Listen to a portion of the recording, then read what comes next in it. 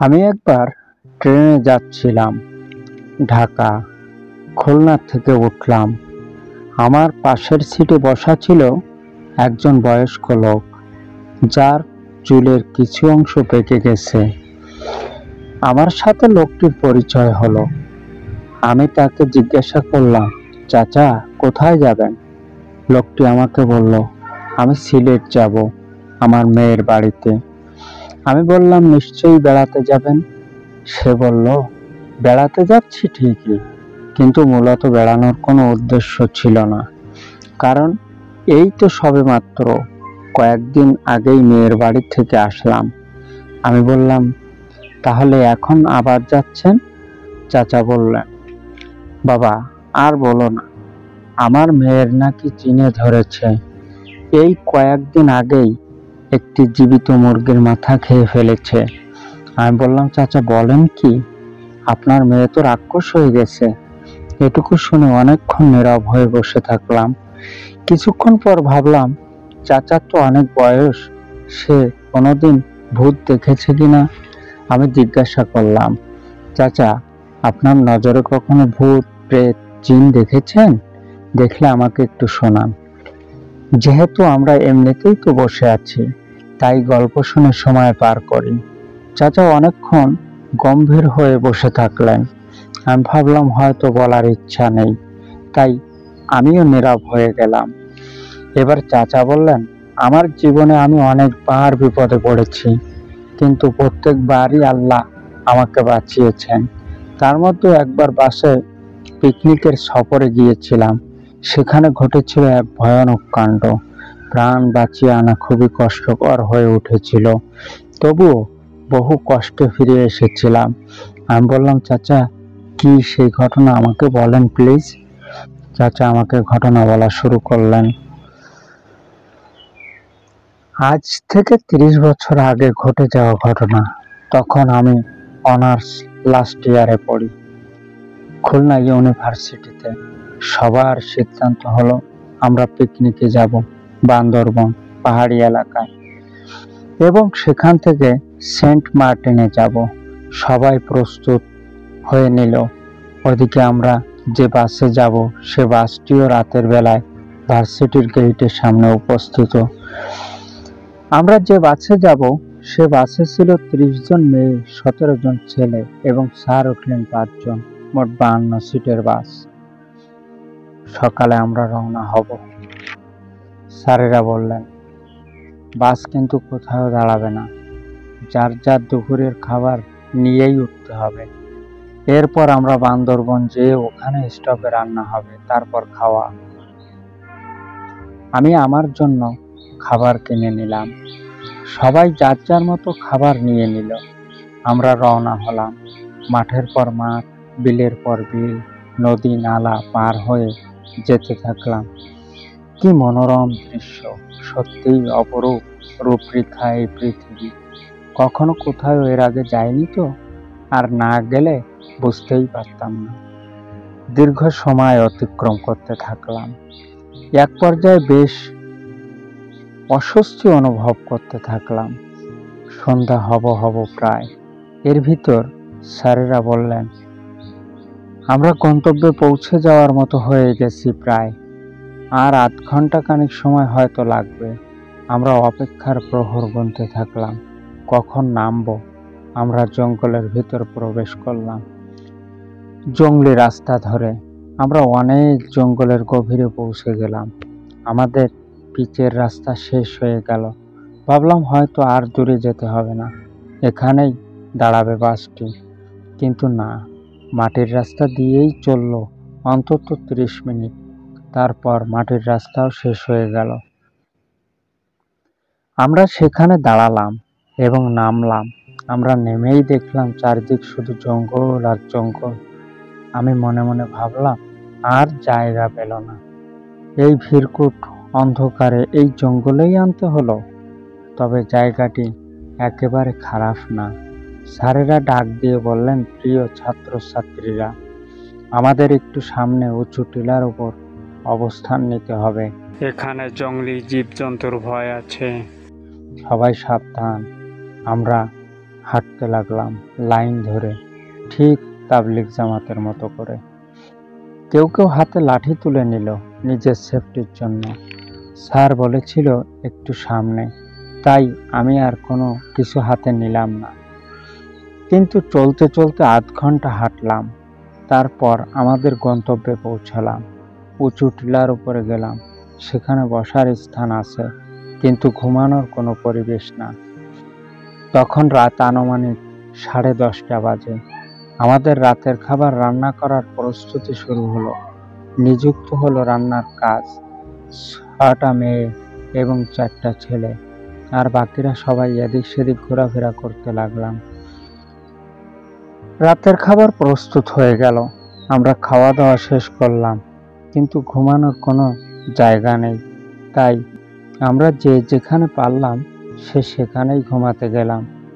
আমি আর আমার একজন ভালো বন্ধু রাজু দুজনে পাহাড়ের টিলার উপর শুয়ে পড়লাম। রাতটা কোনো মতেই কাটিয়ে দিলাম। সকালে উঠেই দেখি চারিদিক খোঁজাখুঁজির ঢল পড়েছে। আমি জিজ্ঞাসা করলাম, স্যার কি খুঁজছেন? স্যার বললেন, প্রিয়াঙ্কার পাশে সুস্মিতা ছিল, তাকে আর পাওয়া যাচ্ছে না। আমি যখনই সুস্মিতার কথা শুনলাম তখনই মনে পড়ল অনিকের কথা। অনিক কোথায়? কারণ অনিকের সাথে সুস্মিতার প্রেম ছিল 2 বছরের। স্যার বললেন, সে তো জঙ্গলে, তাকে খুঁজে বেড়াচ্ছি। দীর্ঘ সময় খুঁজলাম, কিন্তু পেলাম না।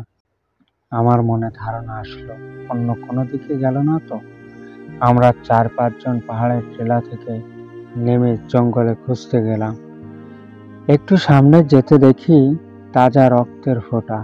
আমরা রক্তের ফোঁটা অনুসরণ করে সামনে এগোতে থাকলাম। একটু সামনেই যেয়ে দেখি সুস্মিতার মৃতদেহ পড়ে আছে একটি নালার পাড়ে। সুজন, যে আমার সাথে ছিল, চিৎকার মেরে দৌড় দিয়ে এসে স্যারকে বলল, স্যার, সুস্মিতার লাশ পাওয়া গেছে।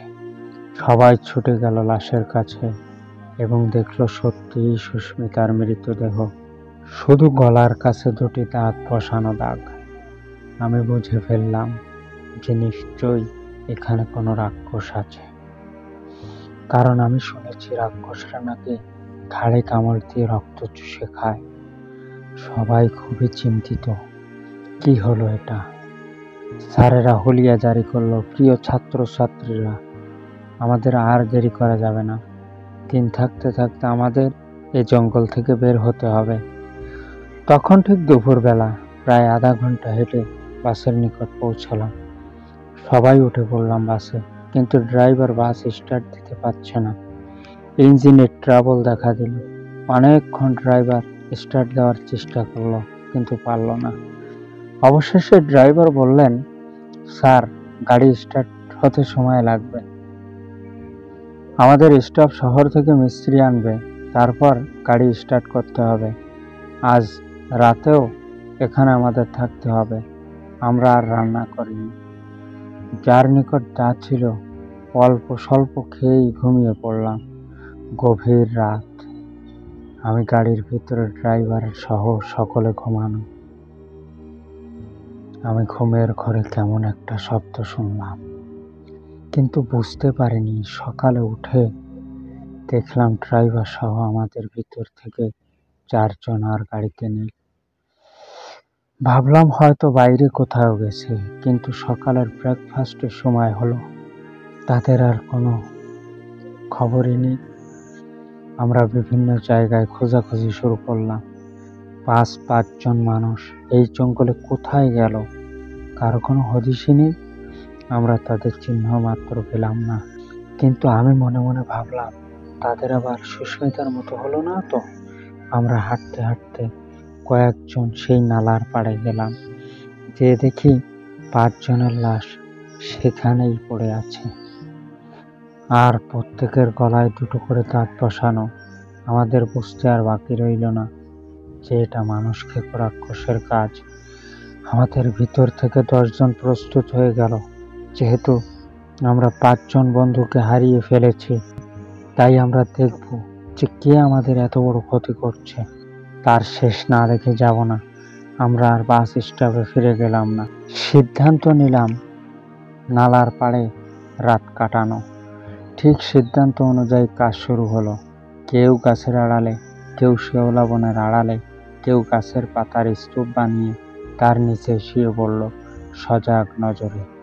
রাত যখন 12টা, চারিদিক সব আওয়াজ নিস্তব্ধ হয়ে গেল।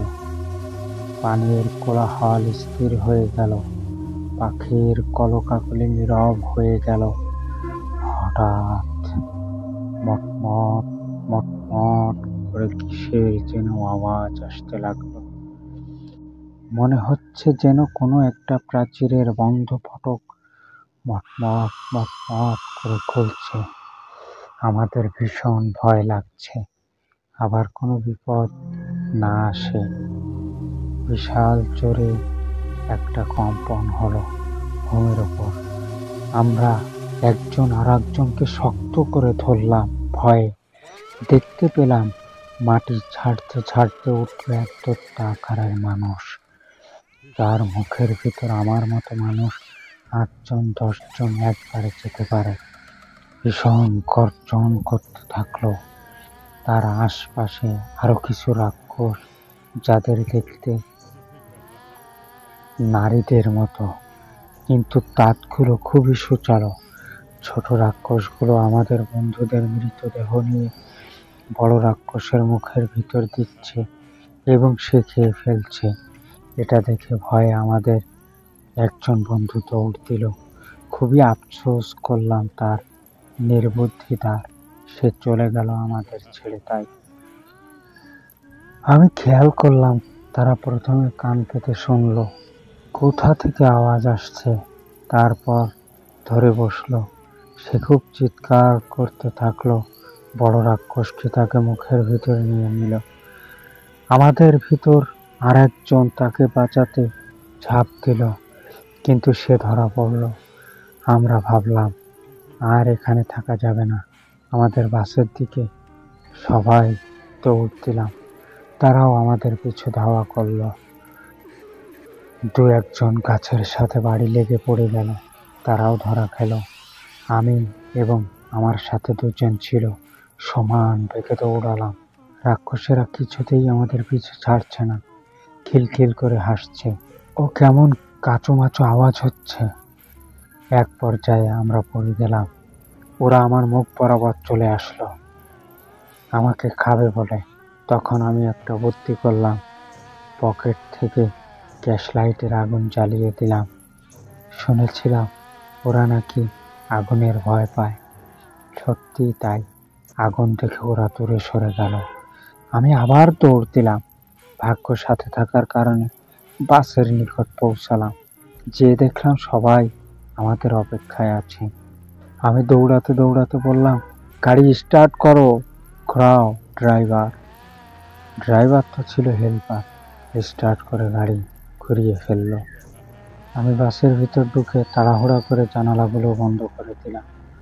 এর ভিতর যে 2জন আমার সাথে ছিল তার থেকে একজন ফিরে আসলো। আমি বললাম, আর একজন কোথায়? কেঁদে বলল, খেয়ে ফেলেছে তাকে। আমি দরজা বন্ধ করে দিলাম এবং গাড়ি চালাতে বললাম। আমাদের চারপাশ ঘিরে ফেললো রাক্ষসীরা। সবাই গাড়ির ভিতর থেকে চিৎকার করতে থাকলো। অবশেষে পরবর্তী ড্রাইভার ভীষণ জোরে গাড়ি টানতে থাকলো। আমাদের ক্লাসের সামনে যে কয়টা চলেছিল আস্তে আস্তে সব বিলীন হতে থাকলো। আমরা একটু স্বস্তির নিঃশ্বাস নিলাম। আমাদের গাড়ি অবিরামভাবে চলতে থাকলো। আস্তে আস্তে পূর্ব দিগন্তে উদিত হলো সোনালি সূর্য। আমাদের গাড়িতে পড়লো কান্নার রোল। ভেঙে পড়লো সবাই। একে অপরকে সান্ত্বনা দিতে দিতে চললাম বাড়ির দিকে। সে রাতের কথা আমি আজও ভুলতে পারিনি।